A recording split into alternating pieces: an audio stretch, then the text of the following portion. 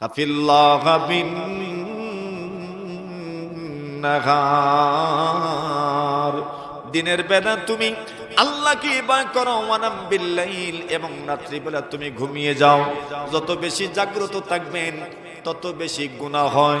এজন্য দেখবেন ঈশান নামাজের পরে যত বেশি মানুষ জাগ্রত থাকে, দিনে কোনো কাজ ছাড়া যত বেশি জাগ্রত থাকবেন, শুধু গুনাহই বেশি হতে থাকে, ঠিক কিনা? আল্লাহ বলছেন ওয়াস্তাঈনু বিস-সাবরি ওয়াস-সালাহ। আল্লাহ বলেন ধৈর্যের মাধ্যমে আল্লাহর কাছে সাহায্য চাও, নামাজের মাধ্যমে আল্লাহর কাছে সাহায্য চাও।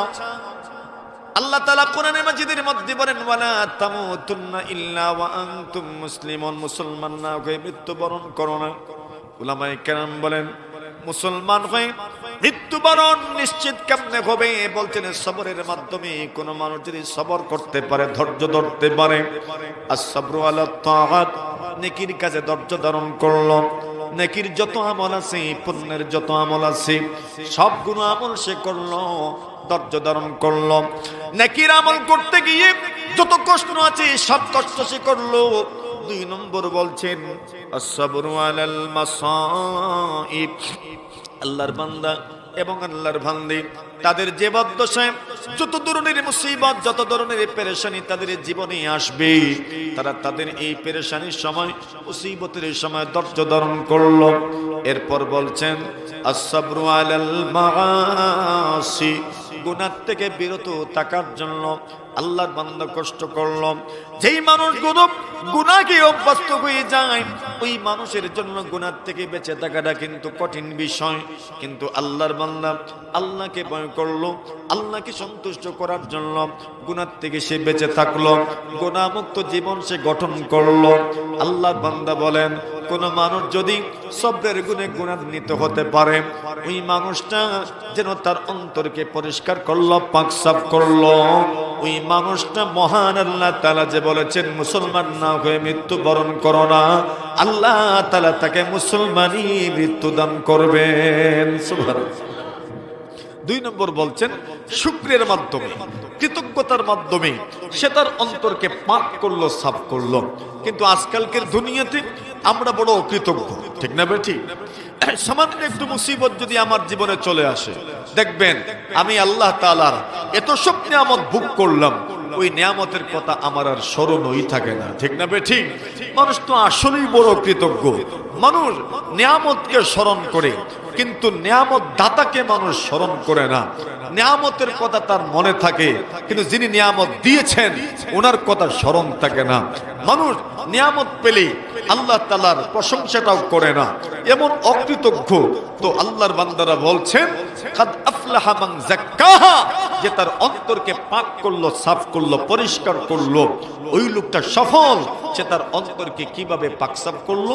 শুকরের মাধ্যমে, আল্লাহর কৃতজ্ঞতার মাধ্যমে, শুকরিয়ার মাধ্যমে। তো শুকরিয়া আদায় করলে অন্তর পাক হয়, অন্তর সাফ হয়, অন্তর পরিষ্কার হয়।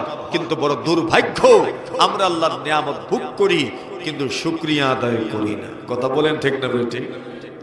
আল্লাহর নিয়ামত ভোগ করি কিন্তু শুকরিয়া আদায় করি না। কেমনে? আল্লাহ তাআলা ইবাদত রেখেছেন, সেই ইবাদতগুলো আমি করছি না। এমনকি জামানের মাধ্যমে আলহামদুলিল্লাহটা বলি না, বরং মনের মধ্যে সব সময় একটা হতাশা কাজ করে, পেলাম না, পেলাম না, পেলাম না, পেলাম না, নাই নাই নাই নাই একটা কাজ করে আমার ভিতরে। কথা বলেন ঠিক কিনা? আল্লাহ তাআলা বলেন না না বান্দা, এমন হয়ে যেও না, তুমি শুকরগুজার হয়ে যাও।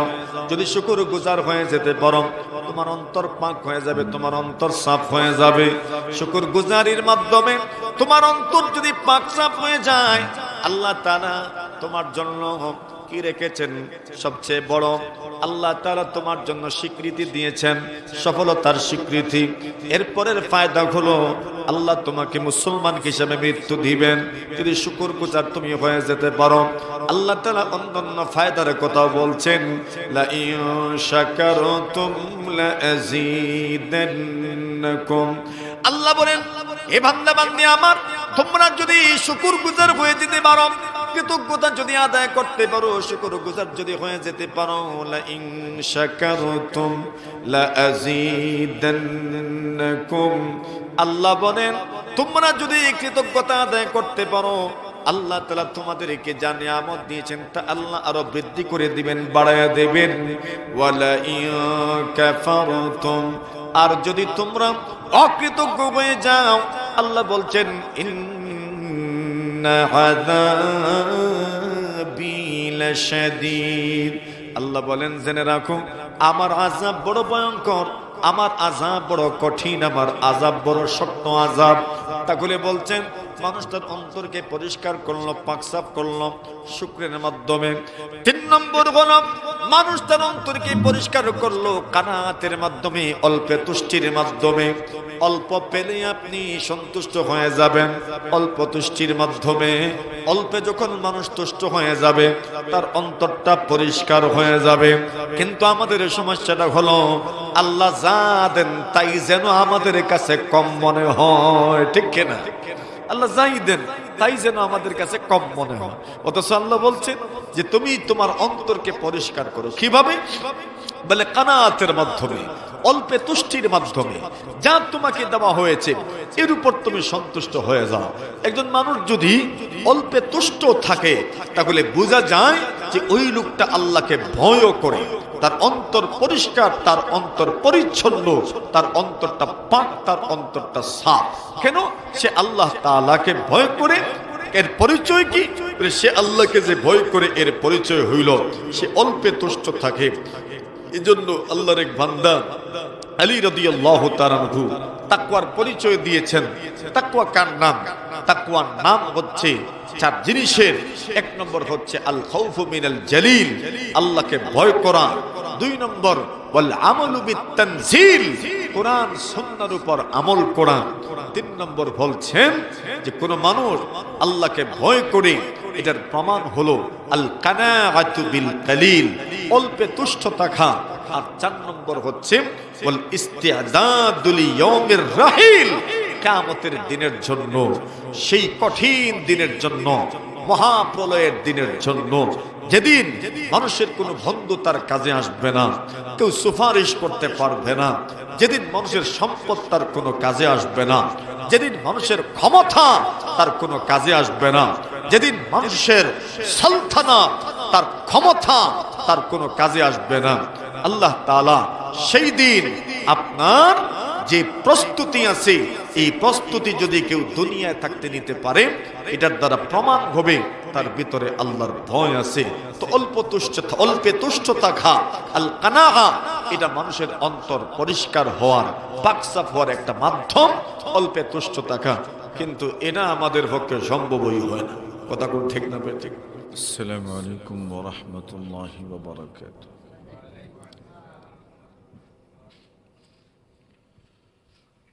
আলহামদুলিল্লাহ নাহমাদুহু ওয়া নাস্তাঈনুহু ওয়া নাস্তাগফিরুহু ওয়া নু'মিনু বিহি ওয়া নাতাওয়াক্কালু আলাইহি ونعوذ بالله من شرور أنفسنا ومن سيئات أعمالنا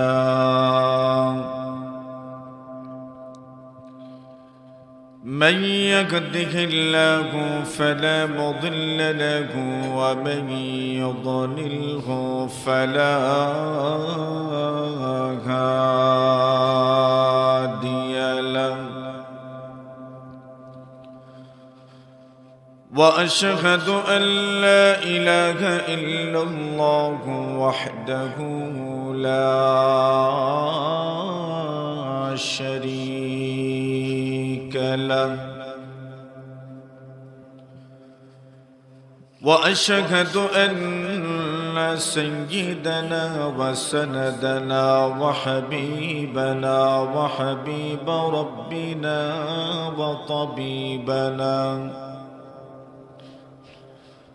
وطبيب أرواحنا ومولانا محمدا عبده ورسوله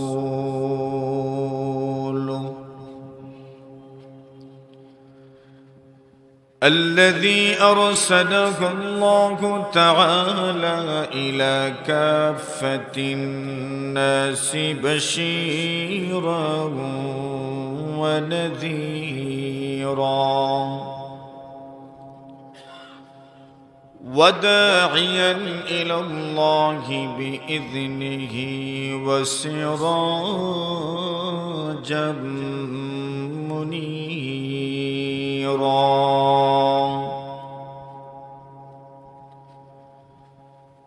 أما بعد فأعوذ بالله من الشيطان الرجيم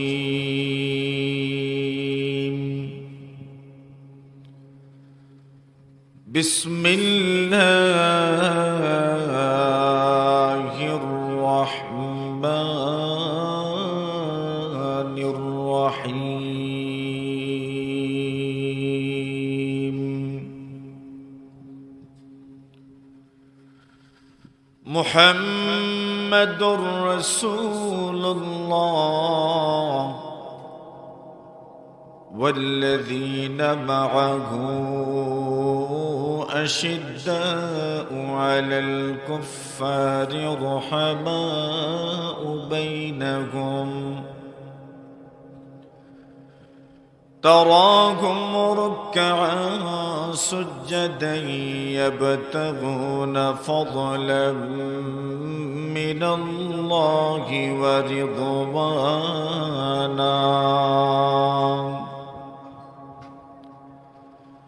سيماهم في وجوههم من أثر السجود ذلك مثلهم في التوراة ومثلهم في الإنجيل وقال رسول الله صلى الله عليه وسلم اتق المحارم تكن أعبد الناس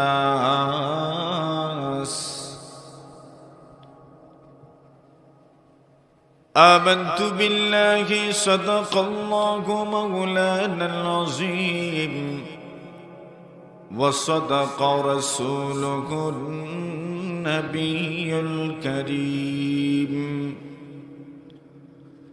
ونحن على ذلك لمن الشاهدين والشاكرين والحمد لله رب العالمين صلى الله على سيدنا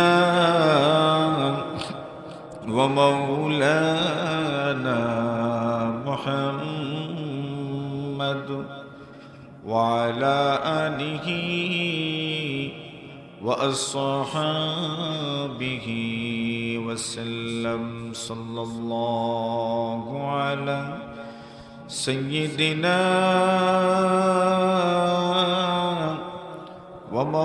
ومولانا محمد وعلى آله وأصحابه وسلم لا إله إلا الله لا إله إلا الله لا إله إلا الله لا إله إلا الله لا إله إلا الله لا إله إلا الله محمد رسول الله অধ্যক্ষার ইসলাহী মাহফিলের সম্মানিত সভাপতি মুআজ্জাজ মুকাররম হযরত উলামায়ে কেরাম, সমবেত মুরব্বিয়ান সাহেবান, যুবক ভাইয়েরা, পর্দানিশীন অত্যন্ত শ্রদ্ধেয় সম্মানিত মা ও বোনেরা, আল্লাহ পাক রব্বুল আলামিনের অসংখ্য অগণিত শুকর আদায় করছি যে মহান রব্বুল আলামিন আজকের এই ইসলাহি প্রোগ্রামে ঈশান নামাজের পরে মাদ্রাসার সুনামধন্য মুহতামিম সাহেবের বয়ান, অত্যন্ত গুরুত্বপূর্ণ কথাগুলো আমাদেরকে শোনার তৌফিক দান করেছেন। এখন আমি নির্দেশিত আপনাদের সামনে কিছু কথা বলার জন্য। আমার পরে বরুণার হযরত আসবেন, আপনাদেরকে নিয়ে দোয়া মোনাজাত করবেন। ইসলাহি মাহফিল, ইসলাহ মানে সংশোধন। আপনার আমার জীবনে আমরা প্রত্যেকেই সংশোধনের মুখাপেক্ষী। এমন কেউ নাই যার সংশোধনী প্রয়োজন। সবার জীবনেই সংশোধনী প্রয়োজন। আমার জীবনেও সংশোধন, আপনার জীবনেও সংশোধন। এই বিষয়টি অত্যন্ত জরুরি। কোনো মানুষ আল্লাহর ওলি হবে কখন? যখন তার জীবনে সংশোধনী আসে। সংশোধনীর অর্থ যেগুলো আমার জন্য বর্জনীয় সেগুলো থেকে নিজেকে বাঁচায় রাখা, এটার নাম সংশোধন। আর যেগুলো আমার জন্য করণীয় সেগুলো করতে পারা, তার নাম সংশোধন। এই করণীয় এবং বর্জনীয় এটা নির্ধারিত হবে মহানবী মুহাম্মদুর রাসূলুল্লাহ সাল্লাল্লাহু আলাইহি ওয়াসাল্লামের জীবন আদর্শকে সামনে রেখে।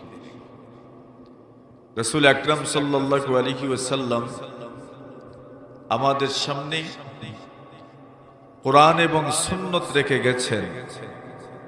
এই কোরআন এবং সুন্নতের আলোকেই আমার আপনার জীবনকে সাজাতে হবে। প্রথমে তাখলিয়া, নিজের থেকে অনেক দুষ্ত্রুটি দূর করতে হবে। এরপরে তাহলিয়া, নিজেকে সাজাতে হবে, নিজেকে গুছাতে হবে।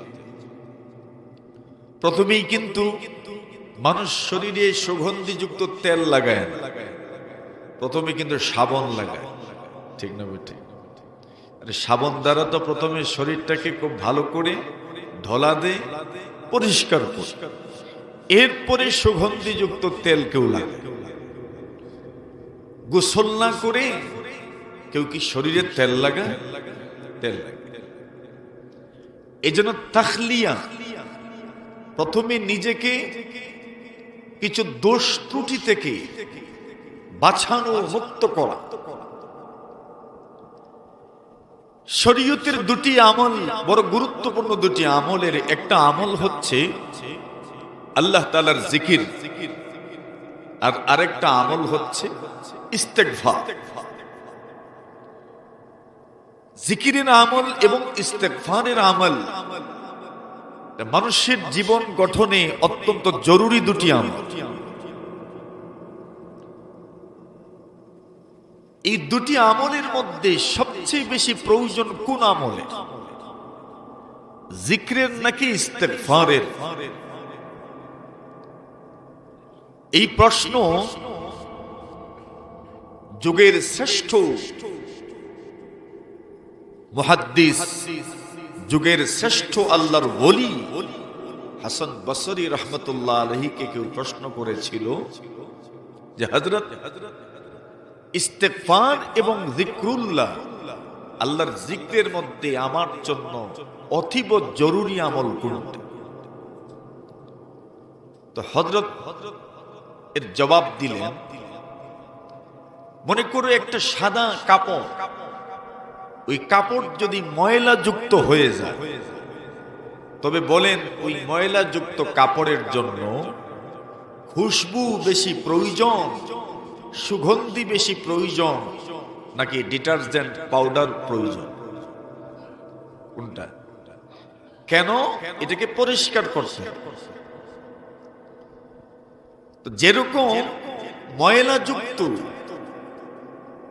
কাপড়কে পরিষ্কার করার জন্য ডিটারজেন্ট পাউডার অথবা সাবান প্রয়োজন, ঠিক তেমনি ভাবে মানুষের অন্তর নামক এই সুন্দর জিনিসটাকে পরিষ্কার করার জন্য ইস্তেগফারের আমল বেশি প্রয়োজন। এখানে উল্লেখযোগ্য, মানুষ ইস্তেগফার করবে। ইস্তেগফারের সাধারণ অর্থ হচ্ছে ক্ষমা প্রার্থনা করা, কিন্তু ইস্তেগফারের যে লাভ, উপকার, এটা শুধু গুনাহ মাফির মধ্যেই সীমাবদ্ধ না। নবীজি বলেন, কোন মানুষ যদি ইস্তেগফারের উপর আমল করতে পারে, আল্লাহ তাআলা তার জীবনের সব পেরেশানি দূর করে দিবেন। ইস্তিগফার এমন এক আমলের নাম, যে আমলের মাধ্যমে আল্লাহ তাআলা মানুষের দোয়া কবুল করে নেন। আর এই দুনিয়াতে যার দোয়া কবুল হয়ে যায়, তার আর কি চাই বলে? আমি যখন আল্লাহর কাছে কিছু চাইলেই, দরখাস্ত করলেই, অনুরোধ করলেই, যখন আবেদন করলেই মঞ্জুর হয়ে যায়, আমার জীবনে আর কিছুর প্রয়োজন আছে? আমি যা চাই তাই তো কবুল হয়ে যায়। ইমাম আহমদ বিন হাম্বল রাহমাতুল্লাহি আলাইহি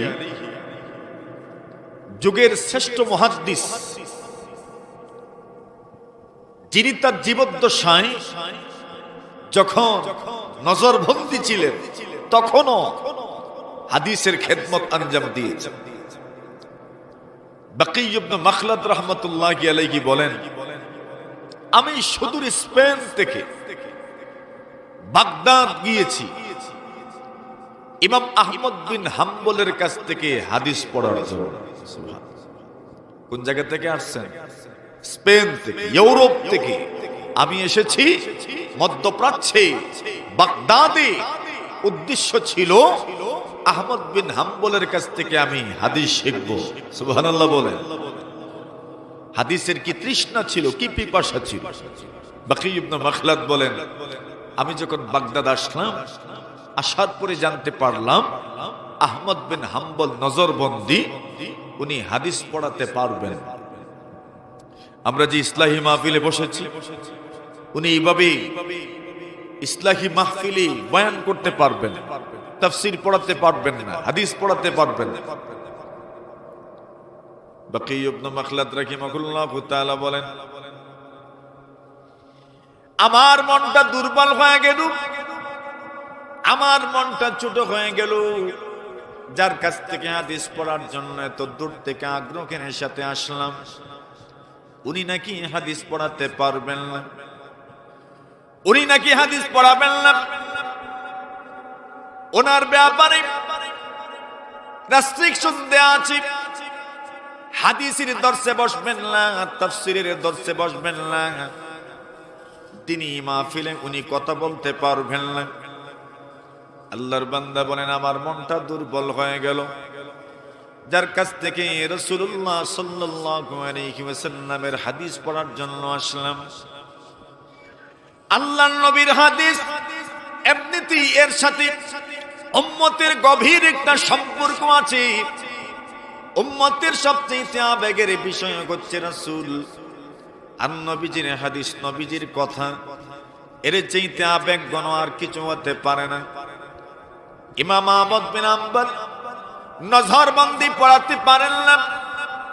বাকি ইবনে মাখলাদ মনটা ভেঙে গেল, দুর্বল হয়ে গেল। যার কাছ থেকে হাদিস পড়ার জন্য আসলাম, উনি নাকি হাদিস পড়াতে পারবেন না। আবার উনি আহমদ বিন হাম্বল রাহমাতুল্লাহি আলাইহির বাড়িও চিনেন না। আহমদ বিন হাম্বল চিনেন তো এক মযহবের ইমাম, হাম্বলি মযহবের ইমাম। শুধু ইমাম নয়, বড় একজন মুহাদ্দিস। ইমাম আহমদ বিন হাম্বল বলেন, আল্লাহ তাআলা এই পরিমাণ জ্ঞান গরিমা ওনাকে দান করেছেন। একজন ওনাকে প্রশ্ন করেছি, আপনি নাকি সারা রাত ঘুমান না? আহমদ বিন হাম্বল বলেন, সারা রাত যে আমি ঘুমাই না, এই বিষয়টি প্রতিদিনের আমল নয়। প্রতিদিন আমি সারা রাত ঘুমাই না বিষয়টা এমন নয়। মাঝে মধ্যে অনেক রাত এমন হয় যে রাতে আমি ঘুমাই না। কেন ঘুমান না? আহমদ বিন হাম্বল বলেন, এই পৃথিবীর কত প্রান্তে কত মানুষ নিশ্চিন্তে ঘুমায়, কত মানুষ ব্যবসা বাণিজ্য করার জন্য দোকানে বসে এলাকা ছেড়ে চলে যায়, কত মানুষ ইনকাম উপার্জনের জন্য নিজের ঘর বাড়ি ছেড়ে অন্য কোথাও চলে যায়। মনে রাখবেন, আল্লাহর নবী বলেন, কাসাবুল হালালি ফারিদাতুম বাদাল ফারিদা। একজন মানুষ হালাল পন্থায় উপার্জন করবে, নিজে হালাল খাওয়ার জন্য, নিজের পরিবার পরিজনকে হালাল খাওয়ানোর জন্য উপার্জন করা তার জন্য ফরজ।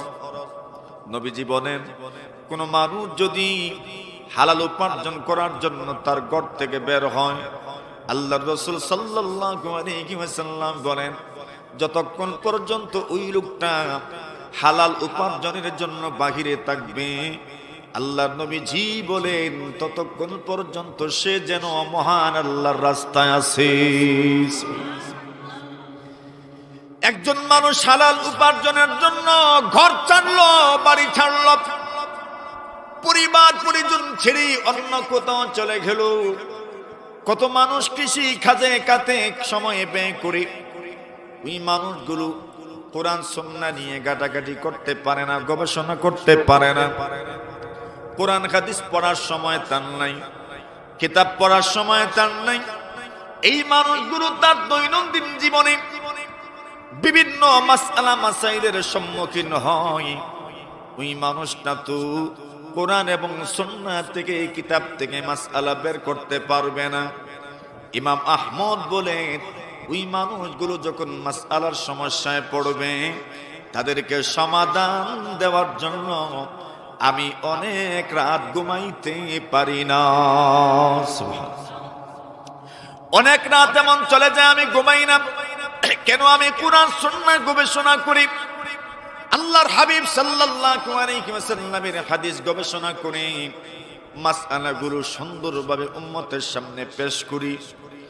দেখেন না, আপনাদের এলাকায় তো মাশাআল্লাহ যখনই কোনো ধরনের মাসআলার প্রয়োজন পড়ে, সাথে সাথেই ইমাম সাহেবকে অথবা বড় হুজুরকে ফোন দিয়ে মাসআলার সমাধান পাওয়া যায়, ঠিক না বেঠিক? এই মাসআলার সমাধান যে উনি মুহূর্তের ভিতরে দিয়ে দিলেন, এই মাসআলার সমাধানটা রপ্ত করার জন্য কত রাত সজাগ থেকে উনি ওই মাসআলা মুখস্থ করেছেন, কিতাব থেকে জেনেছেন। ইমাম আহমদ বলেন, কেমনে ঘুমাই বলু? মানুষগুলো আমাদের উপর ভরসা করে ঘুমিয়ে পড়েছে। এজন্য আমি ওই মানুষগুলোর জন্য মাসআলা মাসাইল কোরআন সুন্নাহ গবেষণা করি, উপস্থাপন করি, যাতে করে তাদের জীবনটা কোরআন এবং সুন্নাহ মোতাবেক হয়ে যায়। এই আহমদ বিন হাম্বল নজরবন্দি বাকি ইবনে মাখলাদ বলেন, আমি উনার বাড়িও চিনি না। শেষমেশ মানুষের কাছ থেকে জানতে পারলাম উনার বাড়ি কোথায়। আমি উনার বাড়ি পর্যন্ত পৌঁছেও গেলাম। বাকি ইবনে মাখলাদ বলেন, আমি বাড়ি পর্যন্ত যখন গেলাম, বাড়ির দরজায় গিয়ে আমি দরজায় করাঘাত করলাম, কে আছেন বের হন। ভিতর থেকে একজন বের হলেন, সুন্দর চেহারা, এত সুন্দর দাড়ি, সুন্দর পাগড়ি পরিহিত, চেহারার দিকে তাকালেই মনে হয় যেন চেহারার থেকে নূর টপকে পড়ছে। আল্লাহর ওলিদের চেহারা তো এমনই হয়, ওনাদের চেহারার মধ্যে ইলমের নূর পাওয়া যায়। জোরে বলেন সুবহানাল্লাহ। এই যে নূর দেখা যায়, ওই নূরটা হচ্ছে ইলমের নূর। আল্লাহর বান্দা বলেন, আমি যখন ওই চেহারা দেখেছি তখন আমার কাছে মনে হয়েছে এই চেহারাটাই হয়তো আহমদ বিন হাম্বলের চেহারা। যদিও আমি ওনাকে চিনি না, জানি না, কিন্তু চেহারাটা দেখার পরে মনে হয়েছে এই চেহারাটাই আহমদ বিন হাম্বলের চেহারা, কিন্তু শিওর নয়।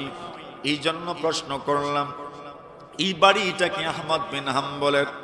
উনি জবাব দিলেন, হ্যাঁ, এই বাড়িটাই আহমদ বিন হাম্বলের বাড়ি। আপনি কেন এসেছেন, কাকে চান? আল্লাহর বান্দা বলেন, আমি আহমদ বিন হাম্বলকে একটা নজর দেখতে চাই। আল্লাহর বান্দা বলেন, আহমদ বিন হাম্বলকে দেখতে চাও? আমার দিকে চেয়ে নাও, আমাকে দেখে নাও। আমি আহমদ বিন হাম্বল। বাকি ইবনে মাখলাদ রাহিমাহুল্লাহ তাআলা বলেন, আমি আপনাকে প্রথম নজর যখন দেখেছিলাম তখনই বুঝতে পেরেছিলাম আপনি আহমদ বিন হাম্বল হতে পারেন। এবার তো শিওর হয়ে গেলাম আপনি হচ্ছেন ইমাম আহমদ বিন হাম্বল, আমার কাঙ্ক্ষিত মানুষ। ওগো আল্লাহর নবীর উম্মত, আমি শুধু আপনাকে দেখার জন্য আসি নাই, আমি এসেছি ইমামুল মুসলিমিন আহমদ বিন হাম্বলের কাছ থেকে হাদিস পড়ার জন্য। আপনি মেহেরবানি করে আমাকে কিছু হাদিস পড়িয়ে দেন, আমার মনের আশাটা পূর্ণ হয়ে যাবে। আমি আপনার কাছ থেকে হাদিস পড়ার জন্য সুদূর ইউরোপ থেকে মধ্যপ্রাচ্যে এসেছি। সুবহানাল্লাহ। ওই যুগে তো যাতায়াতটা কেমন কঠিন ছিল। আহমদ বিন হাম্বল বলেন, তুমি এই শহরে নতুন মানুষ, আমার বাড়ির ঠিকানা যখন পেয়ে গেছো বোঝা যাচ্ছে কিছু জানাশোনা আছে আমার সম্পর্কেও তোমার, তুমি কি জানতে পারো নাই আমি নজরবন্দি, আমি হাদিস পড়াতে পারবো না। হাদিসের দর্শে বসা নিষেধ, তাফসীরের দর্শে বসা নিষেধ, ইসলাহি মাহফিলে বসা আমার জন্য নিষেধ বলে আমি সব জানি। শুধু আপনি অনুমতি দেন, আমি যে কোনো পন্থায় যে কোনো কৌশলে আপনার পর্যন্ত পৌঁছে যাব। বিনিময়ে আমি আপনার কাছ থেকে নবীজির হাদিস পাঠ করে আমার মনের আগ্রহ আমি মিটাইতে চাই। আহমদ বিন হাম্বল বলেন, অনুমতি দিলাম। আল্লাহর বান্দা বলেন, আগামীকাল থেকে আসবো। আগামীকাল আহমদ বিন হাম্বলের বাড়িতে যাওয়ার জন্য রওনা হলেন। কিন্তু যাবেন কেমনে? ওনার সাথে কাউকে সাক্ষাৎ করতেও দেওয়া হয় না, সবটাই তো নজরবন্দি, পুরাটা বিষয় এরা নজর রাখেন, নজরদারির ভিতরে আছেন। আল্লাহর বান্দা বাকি ইবনে মাখলাদ রাহিমাহুল্লাহ তাআলা বলেন, আমি এক হাতে ভিক্ষার ঝুলি নিলাম আর আরেক হাতে লাঠি নিলাম। ফকিরের মতো, গরিবের মতো, ভিক্ষুকের মতো ভিক্ষার ঝুলি হাতে নিয়া আহমদ বিন হাম্বলের বাড়ির দিকে আমি রওনা হলাম। লোকজন দেখলে মনে মনে ভাববে একজন ফকির, মিসকিন, গরিব মানুষ, ভিক্ষুক মানুষ আহমদ বিন হাম্বলের বাড়িতে যাচ্ছি। আমি ভিক্ষুকের বেশে আহমদ বিন হাম্বলের বাড়িতে ঢুকতে লাগলাম। এমন ভাবে প্রতিদিন ঢুকতে লাগলাম আর আহমদ বিন হাম্বলের কাছ থেকে আমি হাদিস পড়তে লাগলাম। এই পন্থা, এই পদ্ধতিতে আমি 300 হাদিস আহমদ বিন হাম্বলের কাছ থেকে পড়েছি। সুবহানাল্লাহ। ইলমের প্রতি মানুষের লোভ মানুষকে আল্লাহ পর্যন্ত পৌঁছায় দেয়। রাসূলুল্লাহ সাল্লাল্লাহু আলাইহি ওয়াসাল্লাম বলেন, মান সালাকা তরিকান ইয়ালতামিসু ফীহি ইলমান সাহালাল্লাহু লাহু বিহি তরিকাম মিন তুরুকিল জান্নাহ।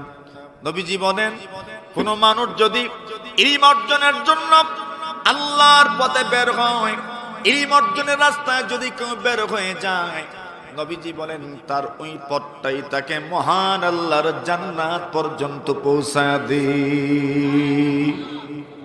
এখন যে কথাটা মূলত বলতে চাচ্ছিলাম যে ইস্তেগফারের আমল মানুষের দোয়া কবুলের জরিয়া, মানুষের দোয়া কবুলের মাধ্যম। আহমদ বিন হাম্বল রহমতুল্লাহি আলাইহি সৌদি আরবে হিজাজে মুকদ্দাসে আসলেন। হিজাজে মুকদ্দাসে আসার পরে ওই সময়ের মসজিদগুলো কেমন ছিল?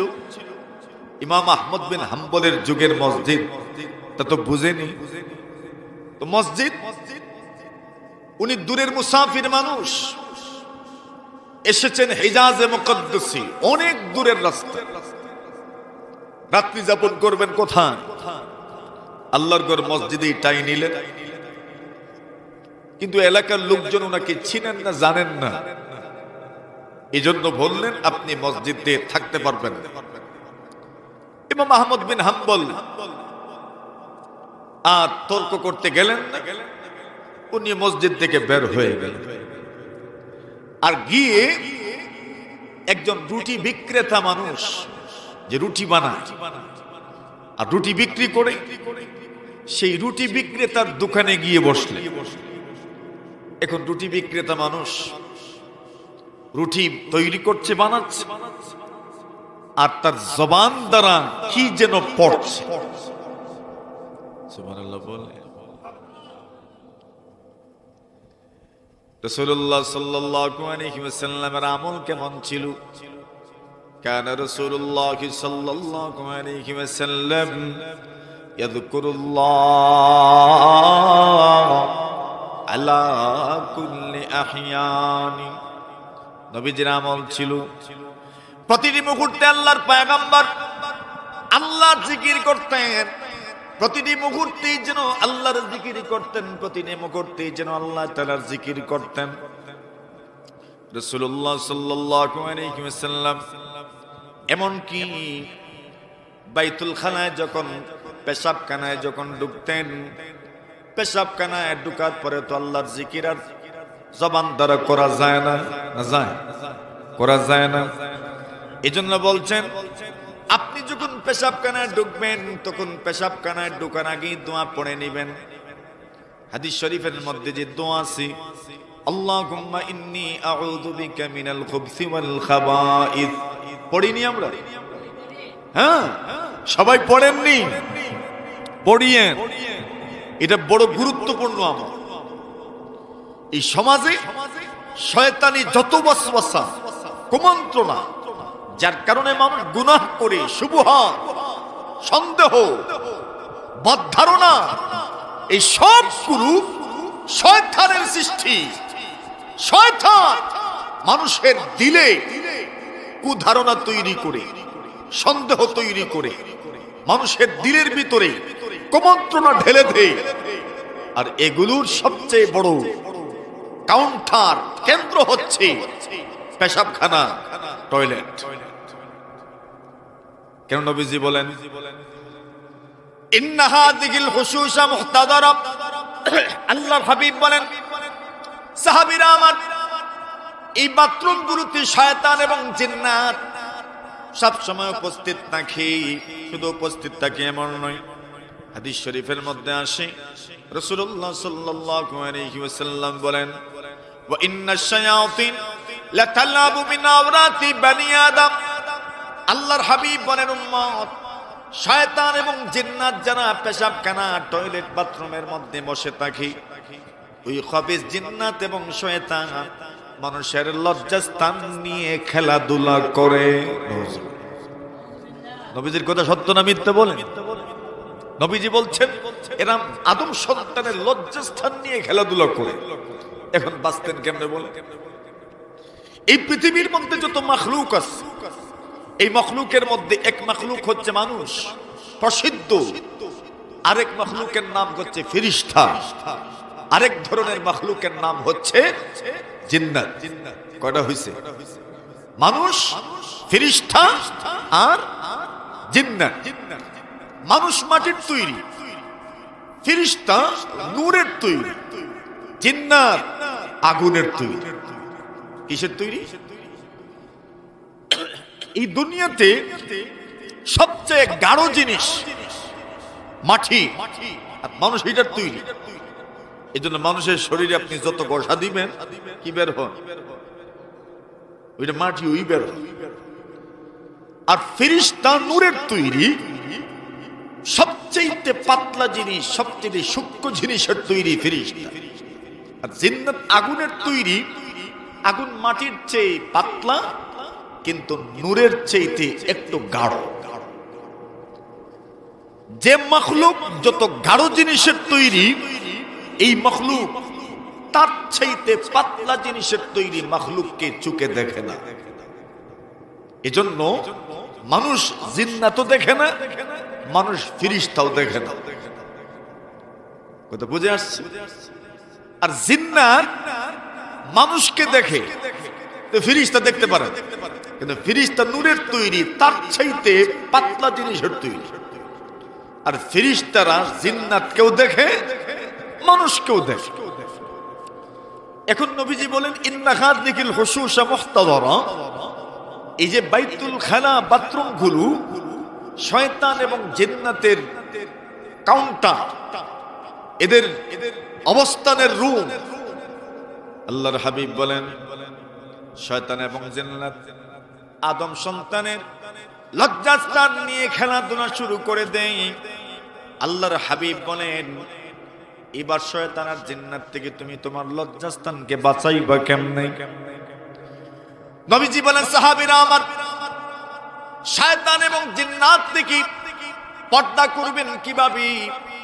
আল্লাহর হাবিব বলেন আল্লাহর কুদরতি পর্দা ছাড়া শয়তান এবং জিন্নাতের চোখ থেকে মানুষ তার লজ্জাস্থানকে বাঁচাতে পারে না।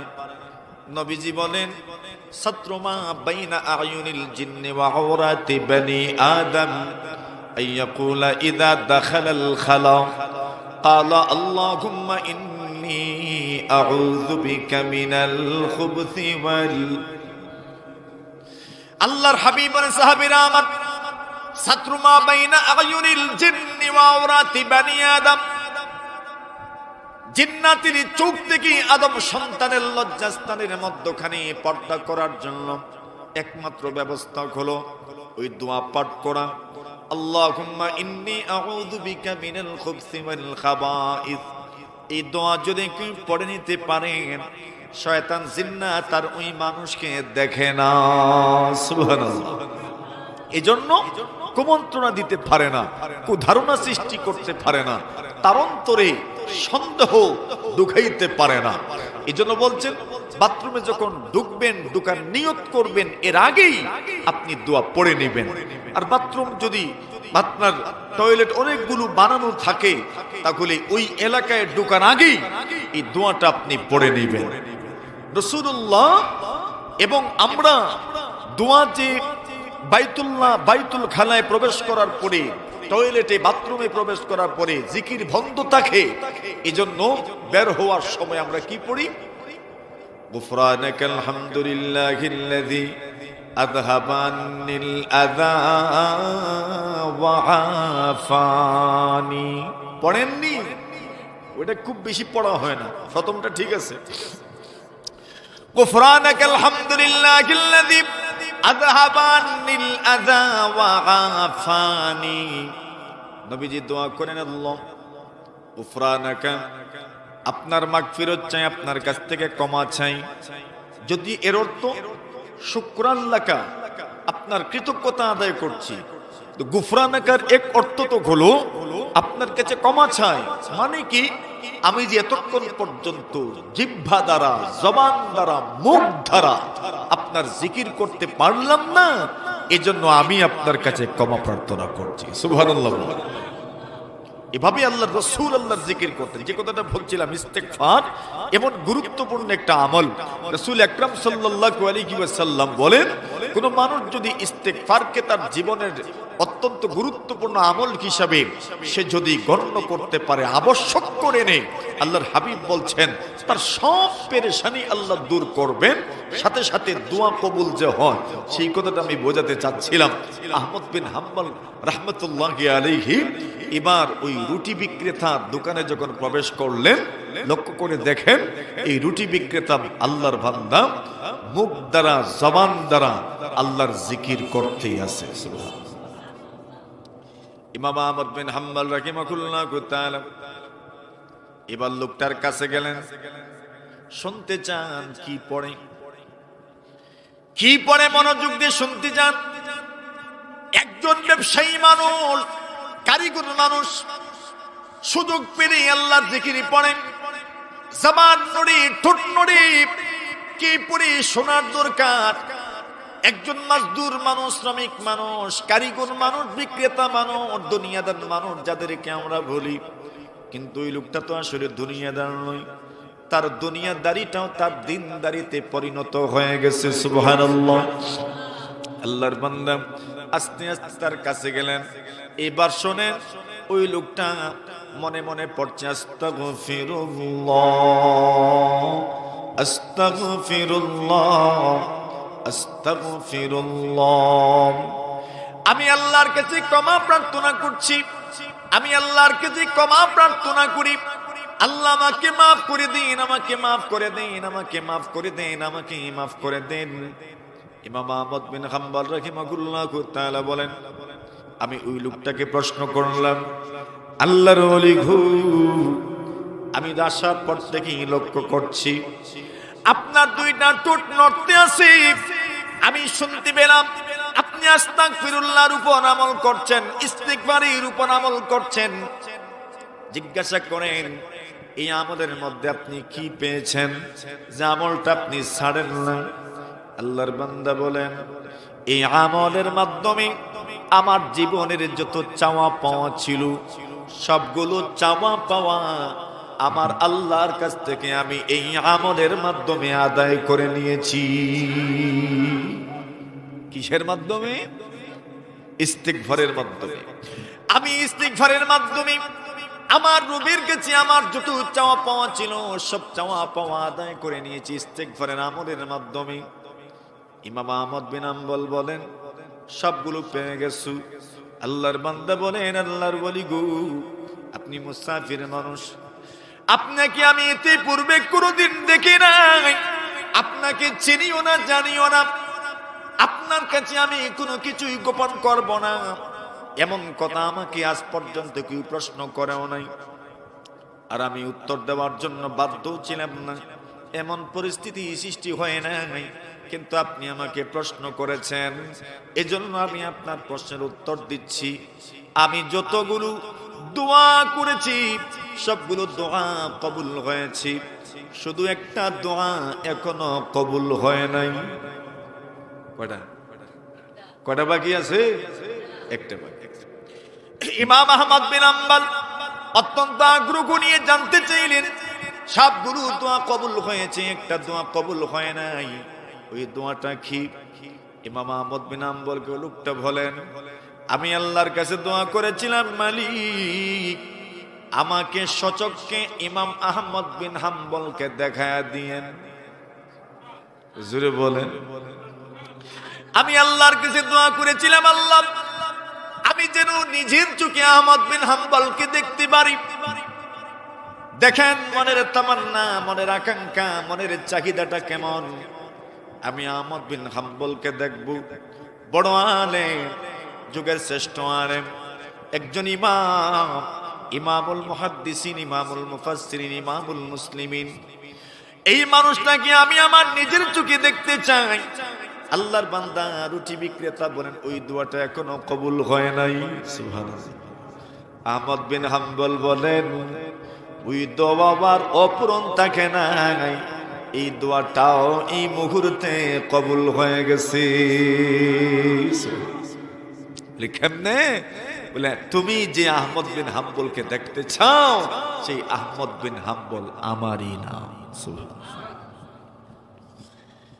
হাসান বসরি রাহমাতুল্লাহি আলাইহি বলেন, একটা কাপড়ে যদি ময়লা লেগে যায়, তবে ওই কাপড়টা পরিষ্কার করার জন্য প্রথমেই সাবান দরকার, ময়লা দূর করার জন্য যত মাধ্যম আছে সেটা দরকার। আল্লাহর বান্দা বলেন, একজন মানুষের জন্য জিকির এবং ইস্তেগফারের মধ্যে সবচেয়ে গুরুত্বপূর্ণ আমল হচ্ছে তার জন্য ইস্তেগফার। এর মাধ্যমে তাকলিয়া অর্জন হয়, এর মাধ্যমে গুনাহ থেকে মুক্ত থাকার ব্যবস্থা হয়ে যায়, এর মাধ্যমে গুনাহ থেকে পরিষ্কার পরিচ্ছন্ন হওয়ার ব্যবস্থা হয়ে যায়, এর মাধ্যমে গুনাহ থেকে পাকসাফ হওয়ার ব্যবস্থা হয়ে যায়। কোন মানুষ যখন গুনাহ থেকে পাকসাফ হয়ে যাবে, গুনাহ থেকে মুক্ত হয়ে যাবে, এইবার তার জন্য আমল হচ্ছে তার অন্তরটাকে নেকি দ্বারা আবাদ করা, প্রতিষ্ঠিত করা। সুবহানাল্লাহ। তো ইস্তেগফার সবচেয়ে জরুরি। এরপরের জরুরি বিষয়টা হচ্ছে তার জন্য জিক্রুল্লাহ। আর ইস্তেগফারের সহজ অর্থ হলো গুনাহ মুক্ত জীবন গঠন করা। কি করা ভাই? গুনাহ মুক্ত জীবন গঠন করা। একজন মানুষ সবচেয়ে বড় ওয়ালি কি? আল্লাহর হাবিব সাল্লাল্লাহু আলাইহি ওয়াসাল্লাম বলেন, দুনিয়ার মানুষ যত আমল করে, এই আমলগুলোর মধ্য থেকে সবচেয়ে উত্তম আমল হচ্ছে ফরজ আমল। কোন আমল? ফরজ আমল। ইমাম নবীজি বলেন, এই ফরজ আমলের পরে একজন মানুষ নফল আমলের মাধ্যমে আল্লাহ তাআলার নৈকট্য লাভ করবে।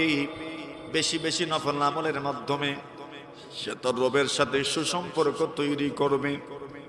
কিন্তু নবী বলেন, একজন মানুষ নফল আমলে অভ্যস্ত হবে, তার যেমন জরুরি, এর চাইতে বেশি জরুরি হলো গুনাহ থেকে মুক্ত থাকা।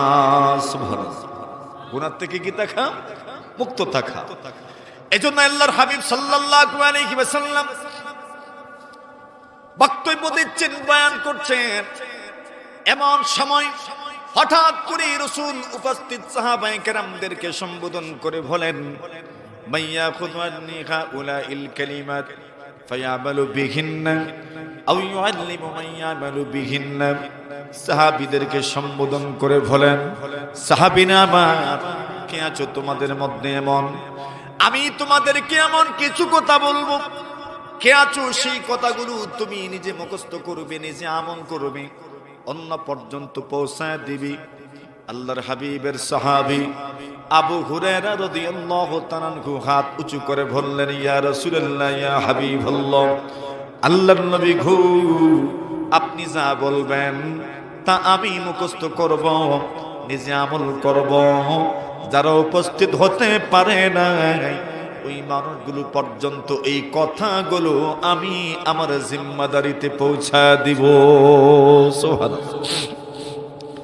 আল্লাহর হাবিবের সাহাবী আবু হুরায়রা রাদিয়াল্লাহু তাআলা আনহু বলেন, ফাখাযা রাসূলুল্লাহ সাল্লাল্লাহু আলাইহি ওয়াসাল্লাম বিয়াদি, আল্লাহর নবীজি আমার হাতে ধরলেন, আর আমার হাতে ধরে ফাদ্দা খামসা, আল্লাহর নবীজি 5টা নসিহত করলেন। এই 5 নসিহতের প্রথম নম্বর নসিহত রাসূল করলেন, ইত্তাকিল মাহারিম তাকুন আ'বাদান নাস।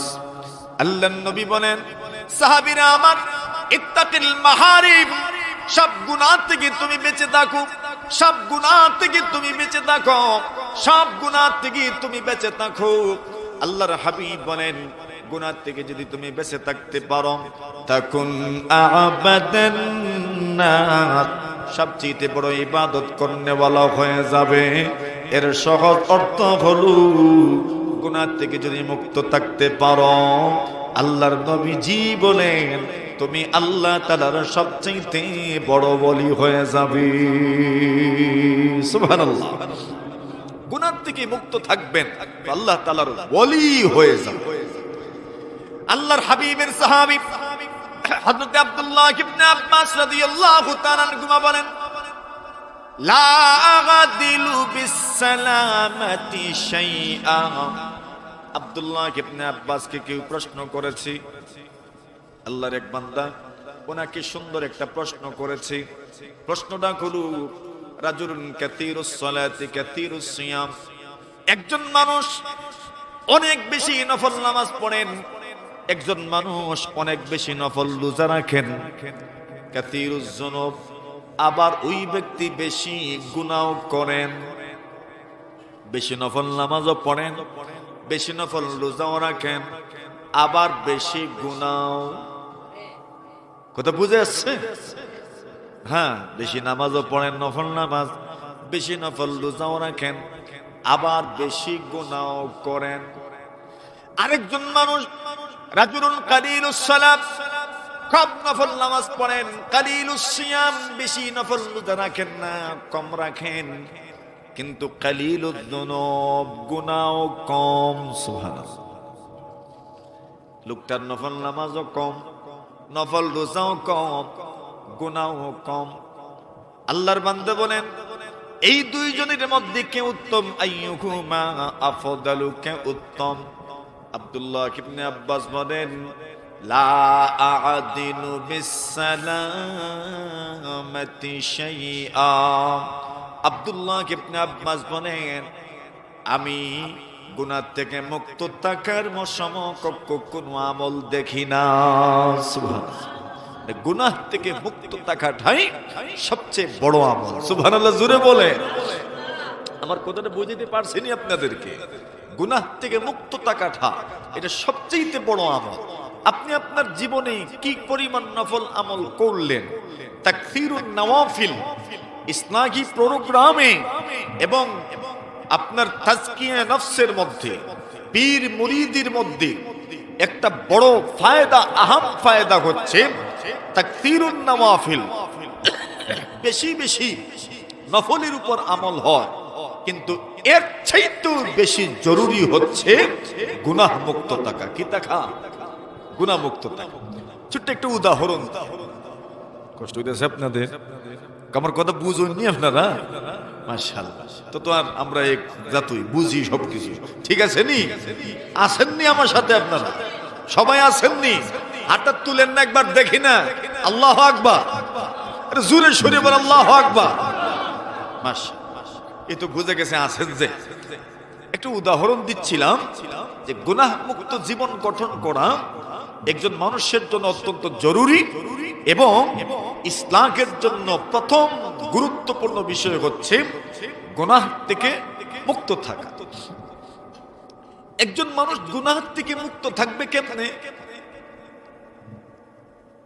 এই কথাটা বোঝার জন্য একটা ছোট্ট কথা বলি। আমাদের বড়রা বলেন, পূর্বেকার যুগে কিছু মানুষ সুন্দর সুন্দর কথা বাজারে প্রচার করত। এখন যেভাবে বিভিন্ন ডায়লগ ফেসবুকে প্রচার হয় না, বিভিন্ন কথা ফেসবুকে প্রচার হয়। এখন অনেক সময় অনেক কথা দেওয়ালে লেখা, ভালো ভালো কথা, সুন্দর সুন্দর কথা। ওই সময় এই সুন্দর সুন্দর কথাগুলো বাজারে বলা হতো, যাতে করে বেশিরভাগ মানুষের কানে এই কথাটা পৌঁছে যায় আর লোকজন এই সুন্দর কথাটা যেন অনুভব করে, উপলব্ধি করে। তো একদিন এক ব্যক্তি বাজারে ঘোষণা করছে, আহলাকাকুমুন নাওম, নিদ্রা ঘুম তোমাদেরকে ধ্বংস করে দিয়েছি। কোন জিনিস? ঘুম। কোনটা? মানে ওই লোকটা বাজারে প্রচার করছে। কি প্রচার করছে? আহলাকাকুমুন নাওম, ঘুম তোমাদেরকে ধ্বংস করে দিয়েছি, ঘুম তোমাদেরকে ধ্বংস করে দিয়েছি, ঘুম তোমাদেরকে ধ্বংস করে দিয়েছি। এই কথাটা আল্লাহর একজন গরীব, একজন বুজুর্গ মানুষ এই কথাটা শুনেছেন। এই কথাটা শোনার পরে ওই প্রচারকারীকে ডেকে আনলেন কাছে আর বললেন, আল্লাহর বান্দা, তোমার কথাটা শুদ্ধ হয় নাই, সঠিক হয় নাই, ঘুম মানুষকে ধ্বংস করে নাই। আল্লাহর বান্দা বলেন, বাল আহলাকাতুহুমুল ইয়াকযা, ওই মানুষগুলোকে জাগ্রত থাকা ধ্বংস করে দিয়েছি, জেগে থাকা মানুষকে ধ্বংস করে দিয়েছি। আল্লাহর বান্দা বলেন, জেগে থাকা মানুষকে কেমনে ধ্বংস করে দিল? আল্লাহর ওলি বলেন, যতক্ষণ পর্যন্ত মানুষ জেগে থাকে ততক্ষণ পর্যন্তই মানুষ গুনাহ করতে থাকে। জুড়ে বলেন ঠিক কিনা? সুতরাং জেগে তাকে মানুষকে ধ্বংস করে দিয়েছি। কেন? মানুষের নফস কি জিনিস, কিন্তু তার স্তর তিনটা। এই তিন স্তরের একটা স্তর হলো আন-নাফসুল আম্মারা, মন্দ জিনিসের প্রতি উদ্বুদ্ধকারী আত্মা। আরেকটা নফসের আরেক স্তর হলো আন-নাফসুল লাওয়ামা, মন্দ কাজ হয়ে গেলে তিরস্কারকারী অন্তর। নফসের আরেকটা স্তর হলো আন-নাফসুল মুতমাইন্না, নেকির কাজে প্রশান্তি অর্জনকারী আত্মা। এই তিন ধরনের স্তরের এক নম্বর স্তরের মানুষ আমরা বেশিরভাগই, যে আমাদের মন শুধু গুনাহের দিকে নিয়ে যায়। কথা বলেন ঠিক কিনা? আমাদের মন আমাদেরকে গুনাহের দিকে নিয়ে যায়। আমাদের মনে শুধু গুনাহের স্বাদ, আমাদের অন্তরে শুধু গুনাহের স্বাদ, আমাদের অন্তরে শুধু গুনাই মজা লাগে, শুধু গুনাই মজা লাগে। এই জন্য আমাদের মতো মানুষ যত বেশি জাগ্রত থাকবে তত বেশি গুনাহ করতে থাকবে। এজন্য বলেন আল্লাহর বান্দাদের কাছে এই ঘোষণাটা শোনায় দাও, আখলাকাতহুমুল ইয়াকযা, জেগে থাকাই মানুষকে ধ্বংস করে দিয়েছে। এজন্য আল্লাহর বান্দা বলেন, এরে আল্লাহর বলি, মানুষের কাছে এই কথাটা প্রচার করো, তোমাদেরকে জেগে থাকা ধ্বংস করেছে। এজন্য তুমি যতক্ষণ পর্যন্ত জেগে থাকবে, আফিল্লাহ বিন নাহার, দিনের বেলা তুমি আল্লাহকে ভয় করো, ওয়ানাম বিল্লাইল, এবং রাত্রিবেলা তুমি ঘুমিয়ে যাও। যত বেশি জাগ্রত থাকবেন তত বেশি গুনাহ হয়। এজন্য দেখবেন ঈশান নামাজের পরে যত বেশি মানুষ জাগ্রত থাকে, দিনে কোনো কাজ ছাড়া যত বেশি জাগ্রত থাকবেন, শুধু গুনাহই বেশি হতে থাকে, ঠিক কিনা? জাগতে জাগতে মানুষ কি চালায়? আরে কথা বলেন না, কি চালায়? মোবাইলই তো চালায়।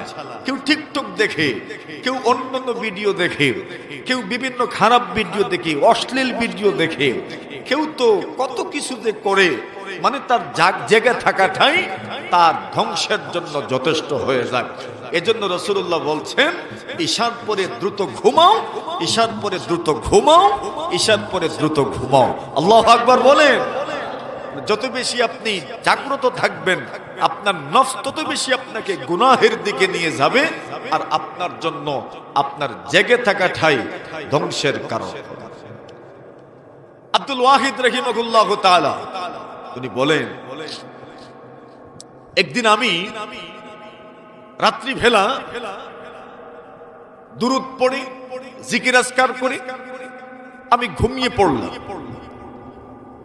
আমি যখন শেষ রাত্রে জাগ্রত হলাম, শেষ রাত্রে জাগ্রত হওয়ার পরে আমি যখন মসজিদের দরজা খুললাম, তখন তাকায় দেখি একদল মানুষ লোহার পোশাক পরিহিত অবস্থায় এবং পায়ে খেজুর পাতার জুতা, আর তাদের গলার মধ্যে কোরআন লটকানো, চেহারার মধ্যে নূর শুধু চমকাচ্ছে।